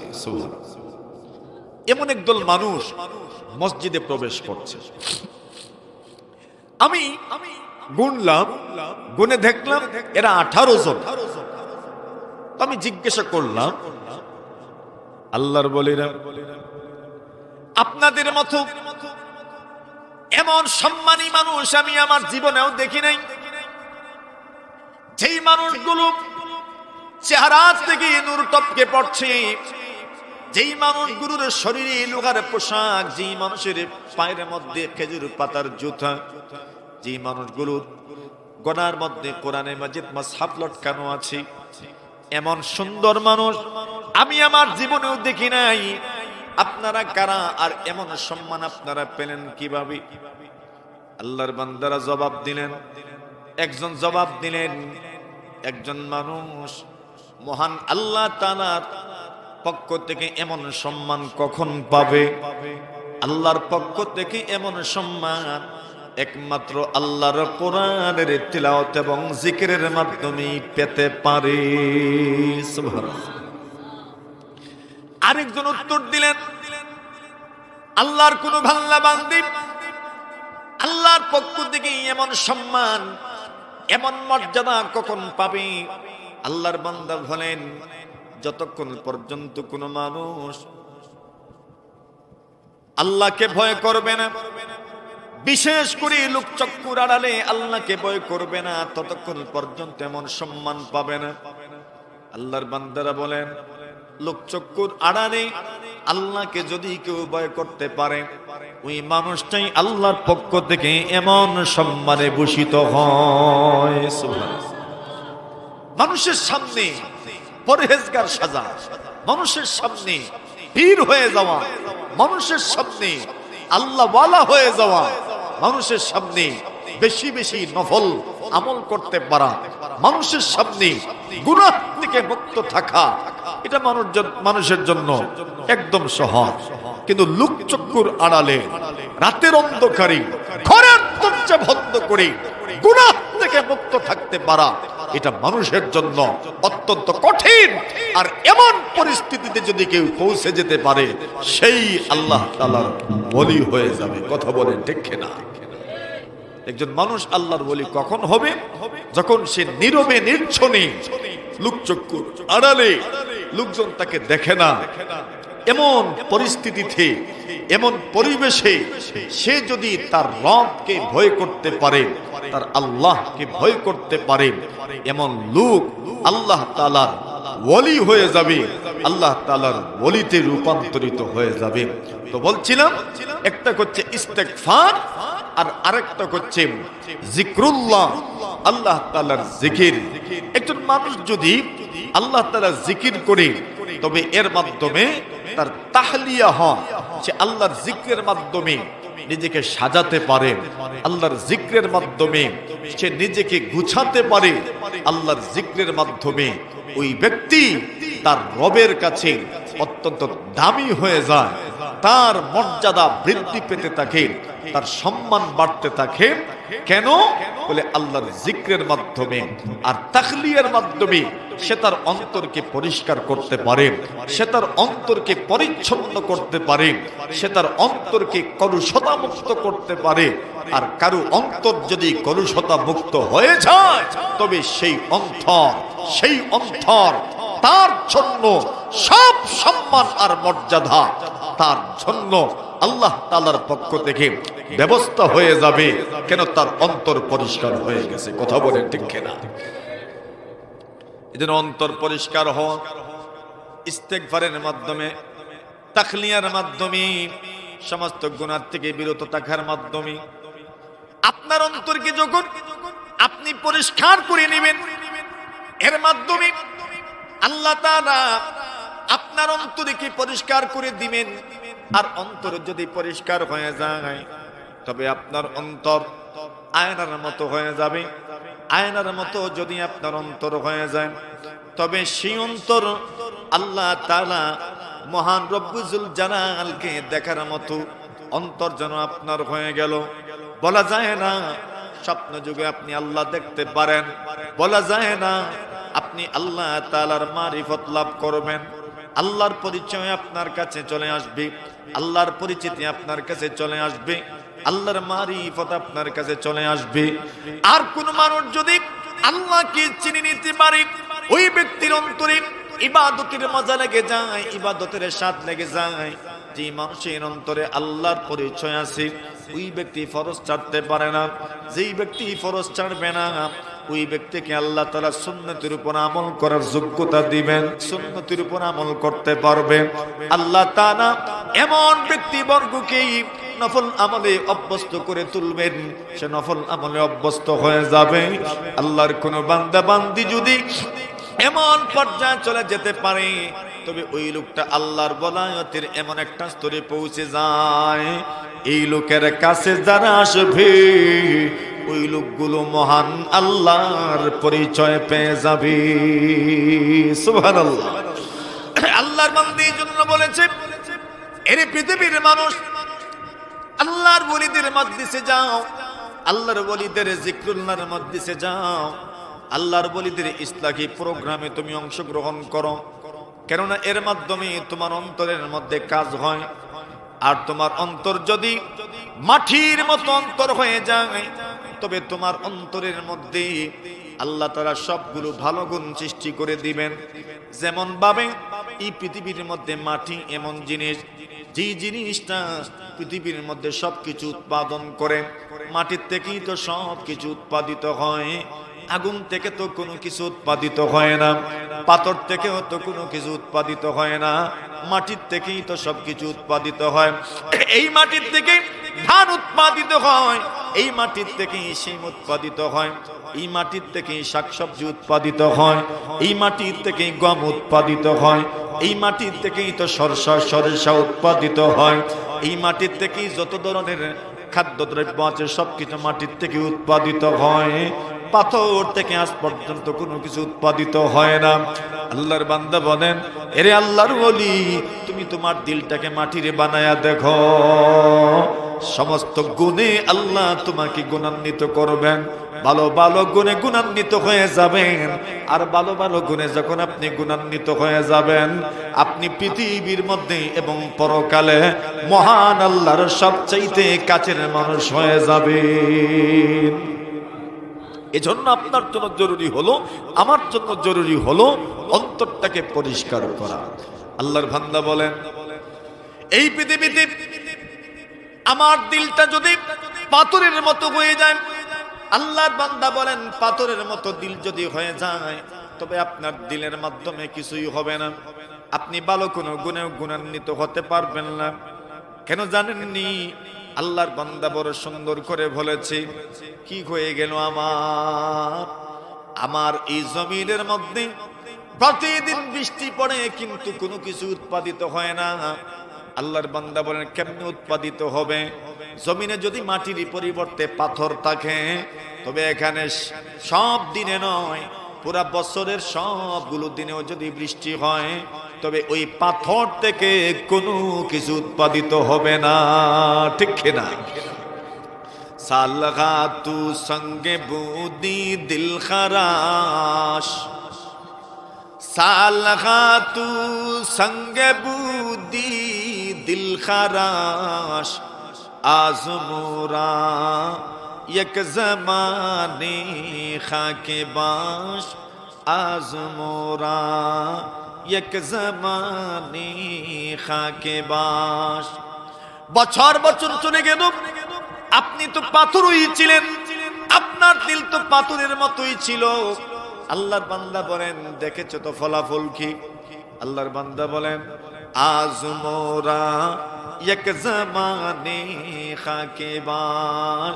এরে আল্লাহর ওলি, একটু সময়ের জন্য মাটি হয়ে দেখো, মাটি হয়ে দেখো, মাটি হয়ে দেখো। সুবহানাল্লাহ। পাথর তো ছিলি, দিল তো পাথরের মতোই ছিল, তো কি হলো ফায়দা? ফায়দা তো কিছুই হলো না। তো একবার মাটি হয়ে দেখো না, মাটি হয়ে দেখো একবার। আল্লাহর বান্দা বলেন, দরবাহারা কে শোভদ সর সবজে সাম, দরবাহারা কে শোভদ সর সবজে সাম, খাক শুতা গুলবরু বেদ রঙ্গ রাম, খাক শুতা গুলবরু বেদ রঙ্গ রাম। আল্লাহর বান্দা বলেন, বছর বছর চলে গেল, পাথরের মধ্যে বৃষ্টি হয়েছে, কোনো লাভ হয় নাই, কোনো লাভ হয় নাই। আল্লাহর বান্দা বলেন, দরবাগার কেশবদ সর সবজ সা, খাক শুতা গুলবরু বেদ রঙ্গ রাম, খাক শুতা গুলবরু বেদ রঙ্গ রাম। আল্লাহর বান্দা বলেন, মাটি হয়ে যাও, মাটি হয়ে যাও। তোমার এই জমিন থেকে পুরা বছর ব্যাপী নানান ধরনের ফল ফসল আল্লাহ উৎপাদিত করে দিবেন। সুবহানাল্লাহ। এক জমিনের মাটির থেকে পুরা বছর ব্যাপী ফল ফসল উৎপাদিত হয়। আল্লাহর বান্দা বলেন, দিলকে মাটির বানায় দাও। তোমার এই দিলের কারণে আল্লাহ তাআলা তোমাকে হাজার গুণে গুণান্বিত করে দিবেন। এই সমাজের সব মানুষ তোমার মাধ্যমে উপকৃত হবে। কথা বলেন ঠিক কিনা? এজন্য আসেন, আল্লাহ তাআলা মানুষের সামনে যে প্রোগ্রাম তুলে ধরেছেন, মানুষের সুন্দর ভবিষ্যতের জন্য, আল্লাহ তাআলা কিভাবে মানুষ তার ভবিষ্যৎটাকে সুন্দর করবে, কিভাবে তার পরকালকে সুন্দর করবে, কিভাবে তার পরকালকে সাজাবে, সফল খেয়ে আর ব্যর্থ খেয়ে, আল্লাহ তাআলা তাও কোরআনে মাজিদের মধ্যে বর্ণনা করে দিয়েছেন। একজন মানুষ সফল হবে কিভাবে, একজন মানুষ ওই মানুষটাই আবার ব্যর্থ হয়ে কেমনে। আল্লাহ বলছেন, কাদ আফলাহা মান তাযাক্কা ওয়া যাকারা ইসমা রাব্বিহি ফাসাল্লা। আল্লাহ বলছেন, কাদ আফলাহা মান তাযাক্কা। অন্য আয়াতে আল্লাহ বলেন, কাদ আফলাহা মান যাক্কাহা ওয়া কাদ খাবা মান দাসাহা, যারা নিজের অন্তরকে, নিজের নফসকে পাক সাফ করেছেন, পরিষ্কার করেছেন, এরাই সফল হয়েছেন, এরাই কামিয়াব হয়েছেন। আর যারা নিজের নফসকে পাক সাফ করতে পারেনি, পরিষ্কার করতে পারেনি, আল্লাহ বলছেন ওই মানুষগুলো ব্যর্থ হয়েছে, ব্যর্থ হয়েছে, ব্যর্থ হয়েছে। আর এই কথাটা আল্লাহ সহজভাবেই বলেন নাই, এর আগে অনেক বস্তুর কসম আল্লাহ করেছেন, শপথ করেছেন। আর কসম শপথ করে এমনিতেই আল্লাহর কথা আমরা বিশ্বাস করি, সেখানে আল্লাহ তাআলা এই কথাটা বলার জন্য এর আগে কত জিনিসের কসম করেছেন। ওয়াশ-শামসি ওয়াদ-দুহাহা, আল্লাহ সূর্যের কসম করেছেন, সূর্যের আলোর কসম করেছেন, উজ্জ্বলতার কসম করেছেন। ওয়াল কামারি ইদা তালাহা, আল্লাহ তাআলা চন্দ্রের কসম করেছেন। ওয়াল লাইলি ইদা ইয়াগশাহা, রাতের কসম করেছেন, দিনের কসম করেছেন, আসমানের কসম করেছেন, আসমানের সৃষ্টিকর্তার কসম করেছেন, জমিনের কসম করেছেন, জমিনের সৃষ্টিকর্তার কসম করেছেন, আর মানুষের নফসের কসম করেছেন। আল্লাহ তাআলা এতগুলো কসম করে মানুষকে বলছেন কাদ আফলাহা মান যাক্কাহা, যেই ব্যক্তি নিজের অন্তরকে পরিষ্কার করতে পেরেছে, পাক সাফ করতে পেরেছে, আল্লাহ বলছেন ওই লোকটা সফলতা পেয়েছে। সুবহানাল্লাহ। কি পেয়েছে? সফলতা পেয়েছে, মানে সে সফল হয়ে গেছে, কামিয়াব হয়ে গেছে। ওয়াকাদ খাবা মান দাসাহা, আর যে ব্যক্তি নিজের অন্তরটাকে পাক সাফ করতে পারে না, ওই লোকটা ব্যর্থ হয়েছে, ধ্বংস হয়েছে। তো অন্তরকে পাক সাফ করলো কিভাবে? বলে অন্তরকে পাক সাফ সে করেছে সবরের মাধ্যমে, ধৈর্যের মাধ্যমে। কিসের মাধ্যমে বলেন? কিসের মাধ্যমে? সবরের মাধ্যমে, ধৈর্যের মাধ্যমে অন্তরকে সে পরিষ্কার করেছে। আল্লাহ বলছেন ওয়াস্তাঈনু বিস-সাবরি ওয়াস-সালাহ, আল্লাহ বলেন ধৈর্যের মাধ্যমে আল্লাহর কাছে সাহায্য চাও, নামাজের মাধ্যমে আল্লাহর কাছে সাহায্য চাও। আল্লাহ তাআলা কোরআনে মাজিদের মধ্যে বলেন ওয়ালা তামুতুন্না ইল্লা ওয়া আনতুম মুসলিমুন, মুসলমান না হয়ে মৃত্যুবরণ করো না। উলামায়ে কেরাম বলেন মুসলমান হয়ে মৃত্যুবরণ নিশ্চিত কেমনে হবে? বলছেন সবরের মাধ্যমে। কোন মানুষ যদি সবর করতে পারে, ধৈর্য ধরতে পারে, আস-সাবরু আলা তাআত, নেকির কাজে ধৈর্য ধারণ করলো, নেকির যত আমল আছে, পুণ্যের যত আমল আছে, সবগুলো আমল সে করলো, ধৈর্য ধারণ করলো। নেকির আমল করতে গিয়ে যত কষ্ট আছে সব কষ্ট সে করলো। 2 নম্বর বলছেন আস-সাবরু আলাল মাসাইব, আল্লাহর বান্দা এবং আল্লাহর বান্দি তাদের যে বদদশায় যত ধরনের মুসিবত, যত ধরনের পেরেশানি তাদের জীবনে আসবে, তারা তাদের এই পেরেশানির সময়, মুসিবতের সময় ধৈর্য ধারণ করলো। এরপর বলছেন আস-সাবরু আলাল মাআসি, গুনাহ থেকে বিরত থাকার জন্য আল্লাহর বান্দা কষ্ট করলো। যেই মানুষগুলো গুনাহে অভ্যস্ত হয়ে যায়, ওই মানুষের জন্য গুনাহ থেকে বেঁচে থাকাটা কিন্তু কঠিন বিষয়। কিন্তু আল্লাহর বান্দা আল্লাহকে ভয় করলো, আল্লাহকে সন্তুষ্ট করার জন্য গুনাহ থেকে সে বেঁচে থাকলো, গুনাহমুক্ত জীবন সে গঠন করলো। আল্লাহর বান্দা বলেন কোন মানুষ যদি সবরের গুণে গুণান্বিত হতে পারে, ওই মানুষটা যেন তার অন্তরকে পরিষ্কার করলো, পাক সাফ করলো। ওই মানুষটা মহান আল্লাহ তাআলা যে বলেছেন মুসলমান না হয়ে মৃত্যুবরণ করো না, আল্লাহ তাআলা তাকে মুসলমানই মৃত্যু দান করবেন। সুবহানাল্লাহ। 2 নম্বর বলছেন শুকরের মাধ্যমে, কৃতজ্ঞতার মাধ্যমে সে তার অন্তরকে পাক করলো, সাফ করলো। কিন্তু আজকালকের দুনিয়াতে আমরা বড় অকৃতজ্ঞ, ঠিক না বেঠি? সামান্য একটু মুসিবত যদি আমার জীবনে চলে আসে, দেখবেন আমি আল্লাহ তাআলার এত সব নিয়ামত ভোগ করলাম, ওই নিয়ামতের কথা আমার আর স্মরণই থাকে না, ঠিক না বেঠি? মানুষ তো আসলেই বড় কৃতজ্ঞ। মানুষ নিয়ামতকে স্মরণ করে, কিন্তু নিয়ামত দাতাকে মানুষ স্মরণ করে না। নিয়ামতের কথা তার মনে থাকে, কিন্তু যিনি নিয়ামত দিয়েছেন ওনার কথা স্মরণ থাকে না। মানুষ নিয়ামত পেলে আল্লাহ তাআলার প্রশংসাটাও করে না, এমন অকৃতজ্ঞ। তো আল্লাহর বান্দারা বলছেন কাদ আফলাহা মান যাক্কাহা, যে তার অন্তরকে পাক করলো, সাফ করলো, পরিষ্কার করলো, ওই লোকটা সফল। সে তার অন্তরকে কিভাবে পাক সাফ করলো? শুকরের মাধ্যমে, আল্লাহর কৃতজ্ঞতার মাধ্যমে, শুকরিয়ার মাধ্যমে। তো শুকরিয়া আদায় করলে অন্তর পাক হয়, অন্তর সাফ হয়, অন্তর পরিষ্কার হয়। কিন্তু বড় দুর্ভাগ্য, আমরা আল্লাহর নিয়ামত ভোগ করি কিন্তু শুকরিয়া আদায় করি না। কথা বলেন ঠিক না বেঠিক? আল্লাহর নিয়ামত ভোগ করি কিন্তু শুকরিয়া আদায় করি না। কেমনে? আল্লাহ তাআলা ইবাদত রেখেছেন, সেই ইবাদতগুলো আমি করছি না। এমনকি জামানের মাধ্যমে আলহামদুলিল্লাহটা বলি না, বরং মনের মধ্যে সব সময় একটা হতাশা কাজ করে, পেলাম না, পেলাম না, পেলাম না, পেলাম না, নাই নাই নাই নাই একটা কাজ করে আমার ভিতরে। কথা বলেন ঠিক কিনা? আল্লাহ তাআলা বলেন, না না বান্দা, এমন হয়ে যেও না, তুমি শুকরগুজার হয়ে যাও। যদি শুকরগুজার হয়ে যেতে পারো, তোমার অন্তর পাক হয়ে যাবে, তোমার অন্তর সাফ হয়ে যাবে। শুকরগুজারির মাধ্যমে তোমার অন্তর যদি পাক সাফ হয়ে যায়, আল্লাহ তাআলা তোমার জন্য কি রেখেছেন?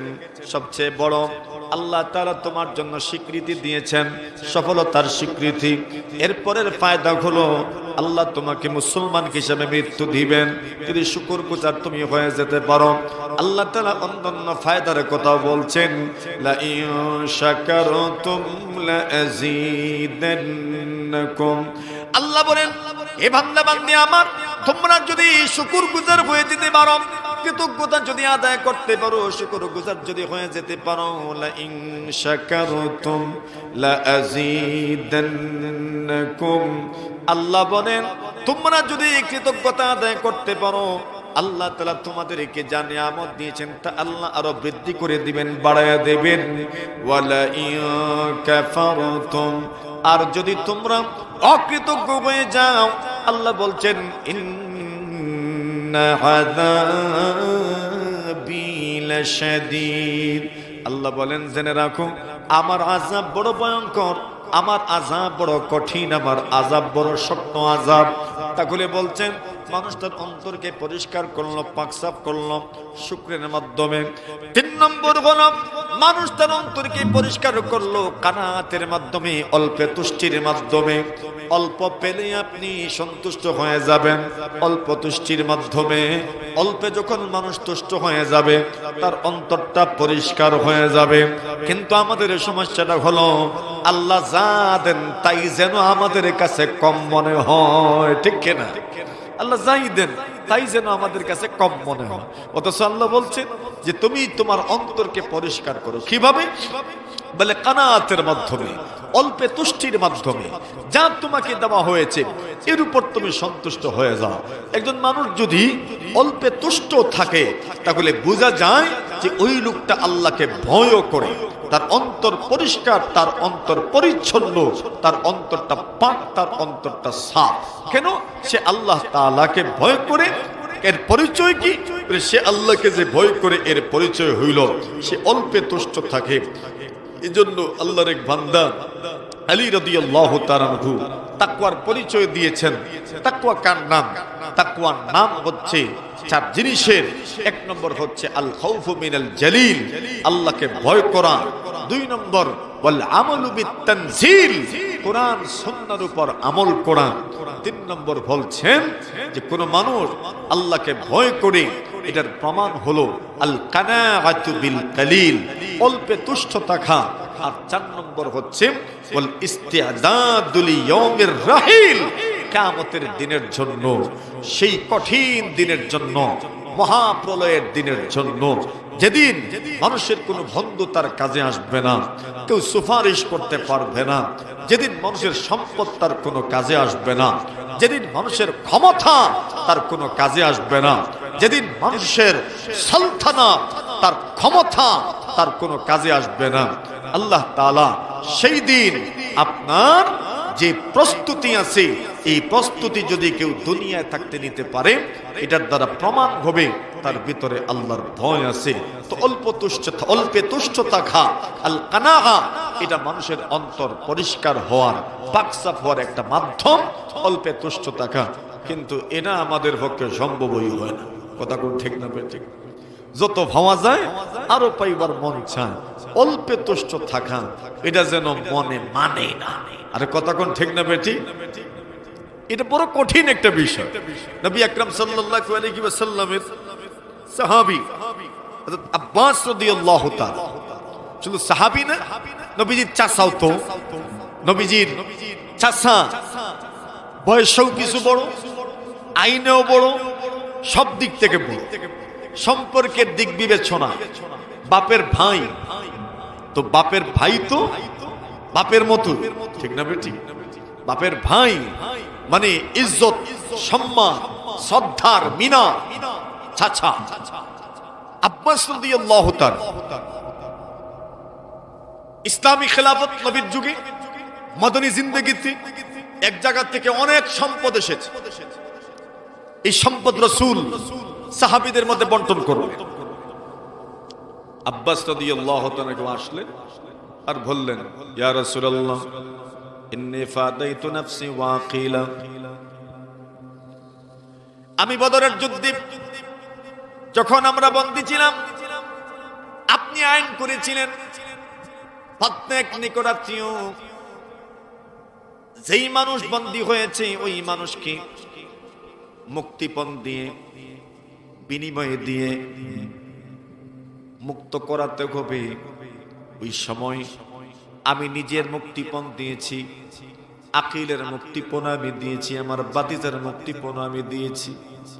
এজন্য আজকের দিনে আপনি আমাকে বেশি দিবেন আমি আশা করতে পারি। আল্লাহর হাবিব বললেন, ঠিক আছে, বেশি নিবেন, আপনি নিয়ে যান, আপনি নিতে থাকেন, সামনে আছে তো আপনি নেন। এখন আব্বাস রাদিয়াল্লাহু তাআলা আনহু একটা বস্তা আনছেন। বস্তা বুঝেন নি আপনারা? হ্যাঁ, বস্তাই কয় নি আপনারা দেশে? ব্যাগ, একটা বস্তা, একটা ব্যাগ আনছে। আর এই ব্যাগের ভিতরে মানে খাদ্যদ্রব্য ঢুকাইতে আছে, ঢুকাইতে এই পর্যন্ত ঢুকাইছেন যে এখন আর নিজে উড়াইতে পারেন। আব্বাস বললেন, মুহাম্মদ তুমি তোমার সাহাবীদেরকে বলো এরা যেন এই খাদ্যদ্রব্যের বস্তা আমার কাঁধে উঠায়া দেয়। আল্লাহর হাবিব বলেন, আমি বলতে পারবো না, আপনি উড়ান। আব্বাস বলেন, তো তুমি উড়ায় দাও। ভাতিজা তো, সুবহানাল্লাহ বলেন, ভাতিজা না, ভাতিজাকে বলছে তুমি উড়ায় দাও। উনি বলছেন আমি উড়ায় দিব না, আপনি উড়ায় নিতে পারলেন নেন। আব্বাস বলেন, আরে আমি তো উড়াইতেই পারছি না। আব্বাস বলেন, তো দেখেন। কমাইতে থাকলেন, কমাইলেন, সুবহানাল্লাহ বলেন, কমাইলেন। এরপরে আবার চেষ্টা করলেন, এবার উড়ানো যায় না। আব্বাস বলেন, মুহাম্মদ ইয়া রাসূলুল্লাহ আপনার সাহাবীদেরকে বলেন এরা যেন বস্তা আমার কাঁধে উঠায় দেয়। নবীজি বলেন, আমি কাউকে বলবো না, আপনি উঠায় নেন। আব্বাস বলেন, তুমি উঠায় দাও। নবী বলেন, আমিও পারবো না। নামাইলেন, আবার কমাইলেন, কমায়া এবার উঠাইতে পারছে। নবীজি উনার দিকে তাকায় রইলেন, সুবহানাল্লাহ। আচ্ছা, মালের মহব্বত তো আছেই মানুষের। যৌক্তিক ভাবে কেউ দাবি করতে পারে, এখানে যৌক্তিক দাবি ছিল, কিন্তু মালের মহব্বত এমন এক জিনিস, এটা এই পরিমাণে তুষ্ট থাকা এটা বড় কঠিন। কিন্তু যত মানুষ অল্পে তুষ্ট থেকেছে, আল্লাহ বলছেন কাদ আফলাহা মান যাক্কাহা, এই মানুষগুলো নিজেকে পাক করেছে, নিজেকে সাফ করেছে। সুবহানাল্লাহ, অল্পে তুষ্ট থাকে। এজন্য আল্লাহর হাবিব সাল্লাল্লাহু আলাইহি ওয়াসাল্লাম নসিহত করতে গিয়ে বলেছেন, ওয়ারদা বিমা কাসাবাল্লাহু লাকা তাকুন আগনান নাস। আল্লাহর হাবিব বলেন, সাহাবীরা আমার, আল্লাহ আপনাকে যা দিয়েছেন তার উপর সন্তুষ্ট হয়ে যান। আল্লাহর হাবিব বলেন, আল্লাহ আপনাকে যা দিয়েছেন তার উপর যদি আপনি সন্তুষ্ট থাকতে পারেন, নবীজি বলেন আল্লাহর জমিনে আপনি সবচেয়ে বড় ধনী মানুষ হয়ে যাবেন। সুবহানাল্লাহ। আল্লাহ আপনাকে যা দিয়েছেন এর উপর সন্তুষ্ট থাকলে আপনি ধনী হয়ে যাবেন, অন্তরের দিক থেকে ধনী। আপনার যা আছে এর উপর আপনি সন্তুষ্ট, মানে আপনার আর হায় হুতাশ নাই, আপনার আর চাহিদা নাই। আর এটার নামই তো ধনাঢ্যতা। আপনার অনেক সম্পদ আছে কিন্তু আপনার মনের চাহিদার কোনো শেষ নাই, তবে আপনি ধনী নয়, আপনি গরিব। কথা বলেন ঠিক কিনা? তো বলছেন আল কানাতু বিল কালিল, একজন মানুষ যদি অল্পে তুষ্ট থাকতে পারে, সামান্য পেলেই সে সন্তুষ্ট হয়ে যায়, বলছেন তার এই অল্পে তুষ্টি এটা তার জন্য তার অন্তর পাক সাফ হওয়ার একটা বড় মাধ্যম। একজন মানুষের অন্তর পাক সাফ হবে কেমনে? আল্লাহর বান্দারা বলেন একজন মানুষের অন্তর পাক সাফ হয়ে যাবে অল্পে তুষ্টির মাধ্যমে। একজন মানুষের অন্তর পাক সাফ হবে কখন? যখন ওই লোকটা নিজের জন্য যা পছন্দ করে অন্যের জন্য তা পছন্দ করবে। আল্লাহর বান্দারা বলেন এই গুণ যদি কারো মধ্যে পাওয়া যায়, ওই লোকের অন্তর পাক, ওই লোকের অন্তর সাফ। কিন্তু সে তার নিজের জন্য যা পছন্দ করে অন্যের জন্য কিন্তু তা পছন্দ করে। আমাদের কারবারটা হইল বিলকুল এর উল্টা। জুরে কোন ঠিক কিনা? আমরা নিজের জন্যই পছন্দ করি আর অন্যের জন্য এটাকে পছন্দ করি না। কথা কোন ঠিক কিনা? নিজেই ইনকাম করতে চাই, উপার্জন করতে চাই, অন্য মানুষ ইনকাম করুক, উপার্জন করুক, এটা সহ্য হয় না অনেকের। কথা কোন ঠিক কিনা? আমার জমিনে ফসল বেশি হোক, অন্যর জমিনে ফসল বেশি হোক, এটা অনেকের সহ্যই হয় না। নিজের সন্তানটা ভালো ইনকাম করুক, ভালো উপার্জন করুক, বিদেশে ভালো অবস্থানে থাকুক, দেশে ভালো একটা চাকরি পেয়ে যাক, এটা ঠিক আছে। অন্যের সন্তান ভালো উপার্জন করুক, ভালো ইনকাম করুক, এটা অনেকের সহ্যই হয় না। কথা কোন ঠিক না বেটি? আল্লাহর বান্দারা বলেন আপনার অন্তর কখন পাক হবে, কখন সাফ হবে? আল্লাহর বান্দারা বলেন ওয়াহিব্বানিন নাসি মা তুহিব্বু লিনাফসিক, তুমি নিজের জন্য যা পছন্দ করো অন্যের জন্য তা পছন্দ করো। তুমি নিজের জন্য যা পছন্দ করো অন্যের জন্য যদি তা তুমি পছন্দ করতে পারো, তোমার অন্তরটা পাক হয়ে যাবে, তোমার অন্তরটা সাফ হয়ে যাবে। এরপরে বলেন ওয়া আহসিন ইলা জারিকা তাকুন মুমিনা তাকুন মুসলিমা, প্রতিবেশীর সঙ্গে সুন্দর আচরণ করো। যত মানুষের যত হক আছে তোমার উপর, অধীনস্থদের সাথে সুন্দর আচরণ করো। এর মাধ্যমে তোমার অন্তরটা পাক হয়ে যাবে, তোমার অন্তরটা সাফ হয়ে যাবে। আর আল্লাহ বলছেন কাদ আফলাহা মান যাক্কাহা, আল্লাহ বলেন যেই মানুষ তার নফসকে, তার অন্তরটাকে সে পরিষ্কার করতে পারলো, পাক সাফ করতে পারলো, আল্লাহ বলছেন ওই মানুষটা সফল হয়ে গেল, ওই মানুষটা সফল হয়ে গেল, কামিয়াব হয়ে গেল। ওয়াকাদ খাবা মান দাসসাহা, আল্লাহ বলেন যেই মানুষগুলো তার অন্তরটাকে পরিষ্কার করতে পারলো না, তারা ব্যর্থ হয়ে গেল। অন্তর পরিষ্কার হলো না মানে তার অন্তরের মধ্যে ধৈর্য নাই, ধৈর্য নাই, হা হুতাশ, সবসময় পেরেশানি লেগে থাকে, সবসময় এক ধরনের পেরেশানি তার মধ্যে বিরাজ করে। ওই লোকের মধ্যে সবর নাই, ধৈর্য নাই।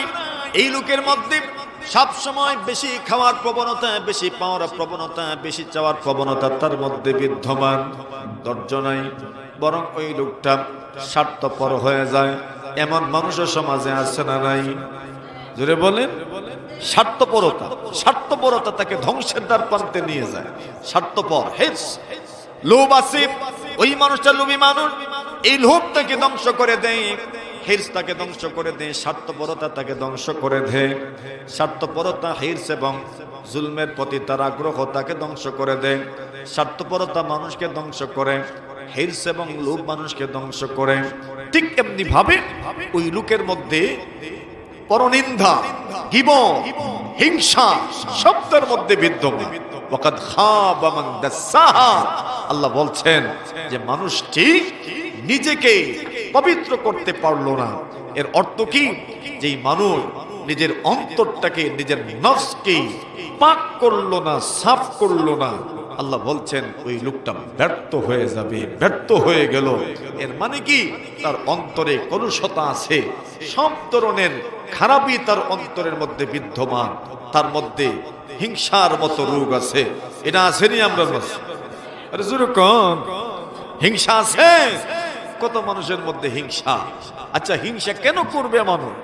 আল্লাহ একজন মানুষকে কি দিয়েছেন, আল্লাহ কাউকে যে নিয়ামত দিয়েছেন, আপনি এর ব্যাপারে হিংসা করবেন কেন?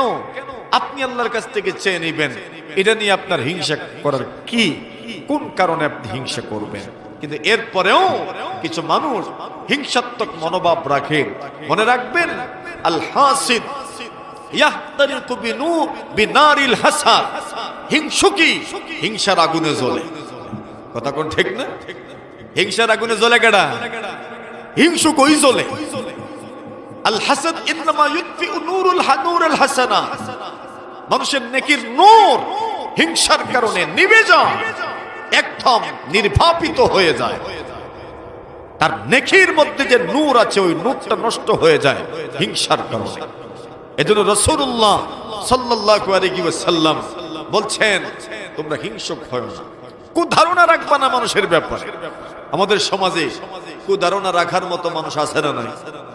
যেরকম অন্যের ব্যাপারে শুধু চিন্তা, অন্যকে নিয়ে চিন্তা, নিজেকে নিয়ে কোনো চিন্তা নাই। নবীজি এই জন্য বলছেন, ইয়াকুম ওয়াজ্জান্না, তোমরা অহেতুক ধারণা থেকে, ভদ্রনা থেকে বেঁচে থাকো। ফা ইন্নাজ জান্না আকযাবুল হাদীদ, নবীজি বলেন ভদ্রনা হচ্ছে সর্বশ্রেষ্ঠ মিথ্যা কথা। নাউজুবিল্লাহ। মিথ্যা তো এমনিতেই খারাপ জিনিস, মিথ্যা তো মিথ্যাই, আর তন্মধ্যে যদি সেটা বদধারণা হয় তবে সেটা তো মারাত্মক পর্যায়ের খারাপ জিনিস। বলছেন ফা ইন্নাজ জান্না আকযাবুল হাদীদ, আপনার খারাপ ধারণা হচ্ছে সর্বনিকৃষ্ট মিথ্যা। আল্লাহ বলছেন, যদি কোনো মানুষ এই সমস্ত কলুষতা তার অন্তরে চলে আসে, যদি ওই লোকটা তার অন্তরকে পাকসাপ করতে পারে না, এই সমস্ত খারাপ গুণে যদি গুণান্বিত হয়, খারাপ অভ্যাস যদি তার মধ্যে পাওয়া যায়, আল্লাহ বলছেন ওয়াকাদ খাবা মান দাসাহা, যে ব্যক্তি তার অন্তরকে পাক করতে পারলো না, সাফ করতে পারলো না, সেজন্য ধ্বংস হয়ে গেল। মুহতারাম হাজিরিনে কেরাম, আমাদের বরুণার হযরত তশরিফ আনছেন, ওনার গুরুত্বপূর্ণ আলোচনা হবে, দোয়া মোনাজাত হবে। আমি আর কথা দীর্ঘায়িত করব না। আমার কথার সার নির্যাস এটাই যে একজন মানুষ তার জীবনে যদি সে কিছু হতে চায়, তবে তাকে কাজ করতে হবে, কষ্ট করতে হবে। ওই মানুষটা কি হতে চায়, সফল হতে চায়, তবে তাকে যত গুণ আছে তার অন্তরকে পাকসাফ করার সব গুণে তাকে গুণান্বিত হতে হবে, এবং তার অন্তরকে কলুষতা মুক্ত করার জন্য যত ধরনের অনৈতিকতা, যত ধরনের খারাপ কাজ, যত ধরনের দুর্নীতি, যত ধরনের খারাপ নীতি, কূটনীতি, অপকৌশল, এগুলোর থেকে সে নিজেকে যদি বাঁচায় রাখতে পারে, তবেই ওই লোকটা কামিয়াব হবে। আর এই লোকের মাধ্যমেই আল্লাহ তাআলা তার এই জমিনকে অত্যন্ত সুন্দর পরিপাটি আদর্শ জমিন আল্লাহ তাআলা সমাজ রূপ হিসাবে রূপান্তরিত করে দিবেন। আল্লাহ তাআলা এই জমিনটাকে তার নেক বান্দা বান্দীদের মাধ্যমেই এই জমিনটাকে